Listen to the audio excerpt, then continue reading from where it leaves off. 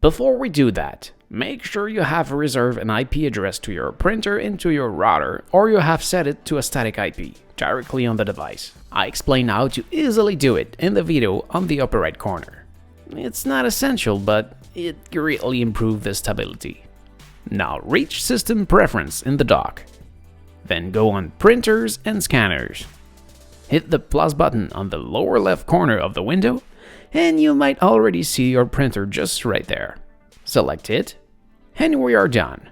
You can already print what you want. However, if it won't show up right now, make sure the printer is powered on and connected to your network. You can also have the printer by selecting its IP address. If you don't know its IP address, you can use Fing. I explain how to use it in the video on the upper right corner. So this is it. Thank you for watching. I hope it helps. If yes, please make a thumbs up. If you have any question, please ask in the comment below. I may simply answer you or even maybe make a video just for you. So don't forget to subscribe, and what you do see back there, it's from my main channel, so please come take a look at this right there. Thank you for watching again. See ya!